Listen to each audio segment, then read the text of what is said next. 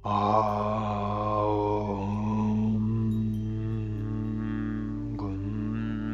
ഗുരുഭ്യോ നമ. ഏവർക്കും പ്രണാമം.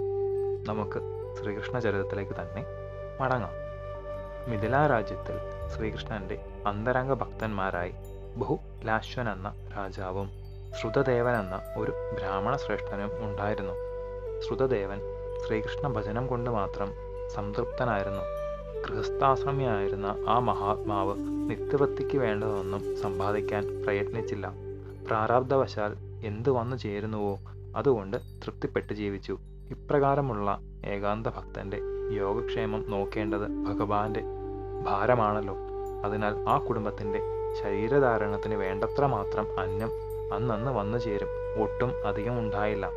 ശ്രീ ഭഗവാൻ അവരെ രണ്ടുപേരെയും ദർശനം നൽകി അനുഗ്രഹിക്കണമെന്ന് നിശ്ചയിച്ചു.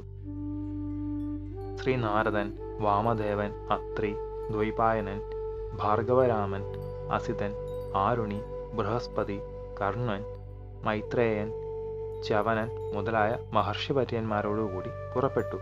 അക്കൂട്ടത്തിൽ ശ്രീ ശുകമഹർഷിയും ഉണ്ടായിരുന്നു.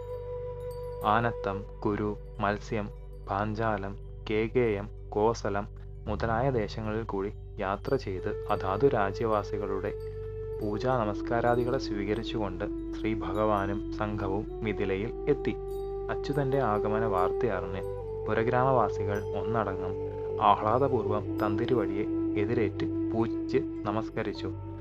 രാജാവും ശ്രുതദേവനും തങ്ങളെ അനുഗ്രഹിക്കാൻ എഴുന്നള്ളിയ ജഗദ്ഗുരുവിന്റെ ശ്രീ ചരണങ്ങളിൽ സാഷ്ടാംഗം നമസ്കരിച്ചു. രണ്ടുപേരും അഞ്ജലിബന്ധം ചെയ്ത് തങ്ങളുടെ ആതിഥ്യം സ്വീകരിക്കണമെന്ന് ഒരേ സമയം യാചിച്ചു.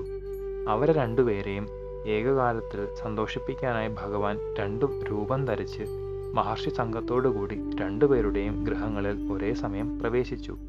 ആ രഹസ്യമറിയാതെ തൻ്റെ ഗൃഹത്തിലേക്കാണ് പ്രഭു ആദ്യം എഴുന്നള്ളിയതെന്ന് രണ്ടുപേരും വിചാരിച്ചു. ഭഗവത് കഥകൾ ചെവി കൊണ്ട് കേൾക്കാൻ പോലും മഹാപുണ്യം ചെയ്യണം. തന്തിരുവടി ലോകവന്ദിരായ മഹായോഗീശ്വരന്മാരോടുകൂടി സ്വയം കനിഞ്ഞ് ഗൃഹത്തിൽ എഴുന്നള്ളിയപ്പോൾ രാജാവിൻ്റെ സന്തോഷം എന്തു പറയട്ടെ. അദ്ദേഹം അവരെ സാദരം സ്വീകരിച്ചു. ശ്രേഷ്ഠാസനങ്ങളിൽ ഉപവിഷ്ടരാക്കി. ഉത്കടമായ ഭക്തിപ്രഭാവത്താൽ ആനന്ദക്കണ്ണീർ ഒഴുക്കിക്കൊണ്ട് അവരുടെ ശ്രീചരണങ്ങളെ കഴുകി ആ ലോകപാവന തീർത്ഥം സകുടുംബം ശിരസിൽ ധരിച്ചു. രാജോചിതമായ ഷോഡശ ഉപചാര പൂജയും ചെയ്തു.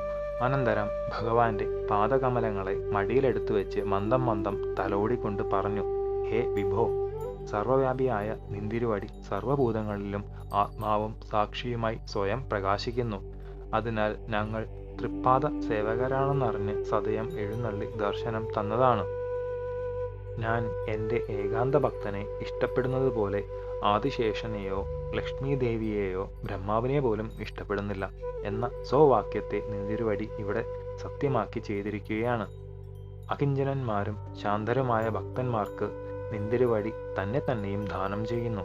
അതറിയുന്ന ഏതൊരുവൻ ഈ പാതാരവിന്ദങ്ങളെ മറക്കും. നിന്തിരുവടി യദുവംശത്തിൽ അവതരിച്ച് സർവലോക കലുഷാഹപമായ കീർത്തി വിസ്തരിച്ചത് തൻ്റെ കീർത്തന ശ്രവണാദികളാൽ സംസാരികൾ ദുഃഖനിവൃത്തിയും ശാന്തിയും പ്രാപിച്ചു കൊള്ളട്ടെ എന്നുള്ള കാരുണ്യം കൊണ്ട് മാത്രമാണ്. ഹേ കൃഷ്ണ, ഭഗവൻ നാരായണ, നിന്തിരുവടി ഈ മഹാത്മാക്കളോടുകൂടി കുറെ കാലം ഇവിടെ സാന്നിധ്യം ചെയ്ത് തൃപ്പാദ രജസിനാൽ വംശം പരിശുദ്ധമാക്കണമേ. ഇപ്രകാരം രാജാവിൻ്റെ പ്രാർത്ഥനയെ അംഗീകരിച്ചുകൊണ്ട് പ്രഭു അവിടെ വസിച്ചു. അതുപോലെ തന്നെ ശ്രുതദേവനും തൻ്റെ കുടിലിൽ എഴുന്നള്ളിയ അച്യുതനെയും മുനിമാരെയും നമസ്കരിച്ചിട്ട് ആനന്ദമത്തനായി അംഗവസ്ത്രം മേൽപോട്ടെറിഞ്ഞ് കൊണ്ട് നൃത്തം ചെയ്തു. പത്നി സമേതം വിശിഷ്ടാതിഥികളെ പാദം കഴുകി ആ പരിഭാവന തീർത്ഥം താനും കുടുംബവും ശിരസിൽ അഭിഷേകം ചെയ്ത് കൃതാർത്ഥത നേടി. തൻ്റെ ശക്തിക്കനുസരിച്ച് ലഭ്യമായ ദർഭ, മുന്ന മുതലായ ആസനങ്ങളിൽ അവരെ ഇരുത്തി ഫലങ്ങളും പൂജാദ്രവ്യങ്ങളും കൊണ്ട് ആത്മാർത്ഥമായി പൂജിച്ചു. ശ്രീ ഭഗവാന്റെയും ഭഗവാനെ ഹൃദയത്തിൽ ധരിക്കുന്ന ദാസന്മാരുടെയും പാദരേണുക്കൾ വീഴുന്ന സ്ഥലം സകല തീർത്ഥങ്ങളിലും ഒന്നായി ചേർന്നാലെന്ന പോലെ പരമ പരിശുദ്ധമാകുന്നു.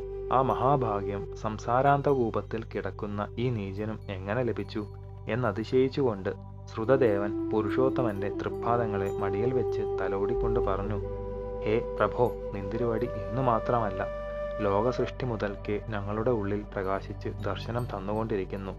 അമലാത്മാക്കളായ ആരെല്ലാം നിന്തിരുവടിയെ വന്ദിക്കുന്നുവോ, പൂജിക്കുന്നുവോ, കഥാശ്രവണ നാമസങ്കീർത്തനാദികൾ ചെയ്യുന്നുവോ, പരസ്പരം പ്രേമപൂർവ്വം പൂജിക്കുന്നുവോ, അവരുടെയെല്ലാം ഹൃദയത്തിൽ അവിടുന്ന് സ്പഷ്ടമായി പ്രകാശിക്കുന്നു. മറ്റുള്ളവരുടെ ഹൃദയത്തിലും അവിടുന്ന് വസിക്കുന്നുണ്ട്.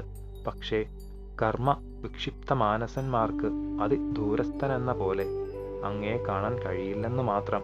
നിന്തിരുവടിയെ ദർശിക്കുന്നതുവരെ മാത്രമല്ലേ ജീവന്മാർക്ക് ക്ലേശം നിലനിൽക്കുകയുള്ളൂ. ഇപ്പോൾ ഞങ്ങളുടെ സകല ദുഃഖങ്ങളും നാമാവശേഷമായി. വൃദ്ധ്യരായ ഞങ്ങൾക്ക് മാർഗദർശനം തന്ന് അനുഗ്രഹിക്കണമേ.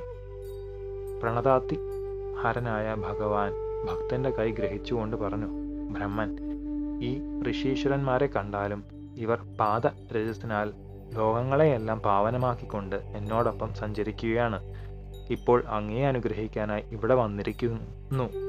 ഇവരെയാണ് പൂജിക്കേണ്ടത്. ക്ഷേത്രങ്ങളിലെ ശ്രീ വിഗ്രഹങ്ങളും വൃന്ദാവനാദി പുണ്യസ്ഥലങ്ങളിലും ഗംഗാദി പുണ്യനദികളും ആരാധകനെ വളരെ കാലം കൊണ്ട് സാവധാനത്തിൽ പരിശുദ്ധമാക്കുന്നു. എന്നാൽ ഈ അർഹത്തന്മാരുടെ ദൃഷ്ടി ആരിൽ ഒരു പ്രാവശ്യം പതിയുന്നുവോ അവർ തൽക്ഷണം പുനിതരാകുന്നു. ഇവിടെ പാത്രാപാത്ര ഭേദമില്ല. സർവദേവമയനായ എന്നെ പ്രകാശിപ്പിക്കുന്ന വേദങ്ങൾ സ്വരൂപമെടുത്തു വന്നവരാണ് ഇവർ. എൻ്റെ ചതുർഭുജ സ്വരൂപത്തേക്കാൾ അധികമായി ഞാൻ ഇവരെ ഇഷ്ടപ്പെടുന്നു.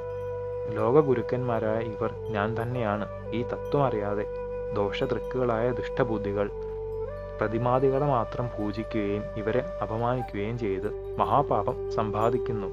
ഇവർ ഞാൻ തന്നെയാണെന്ന ഭാവത്തിൽ പൂജിച്ചാൽ എന്നെ പൂജിച്ച ഫലമായി. ഇവരെ പൂജിക്കാതെ എന്നെ മാത്രം എത്ര വിശേഷമായി പൂജിച്ചാലും ഞാൻ സന്തോഷിക്കുകയില്ല. മഹാപ്രഭു ഇപ്രകാരം രാജാവിനെയും ഉപദേശിച്ചു. ഭക്തനായ ഭഗവാനും സംഘവും കുറെ നാൾ അവരുടെ ഗൃഹങ്ങളിൽ വസിച്ചിട്ട് തിരിച്ച് എഴുന്നള്ളി. രാജാവും ശ്രുതദേവനും ഭഗവാൻ ഉപദേശിച്ചതുപോലെ ഏകാത്മഭാവത്തിൽ ശ്രീകൃഷ്ണനെയും ഋഷികളെയും പൂജിച്ച് യഥാകാലം പരമഗതി പ്രാപിച്ചു. ശേഷം ചരിതം നമുക്ക് അടുത്ത ഭാഗത്തിലൂടെ കാണാം. ഗുരുപാദങ്ങളിൽ സാഷ്ടാംഗ പ്രണാമത്തോടെ നമസ്കാരം.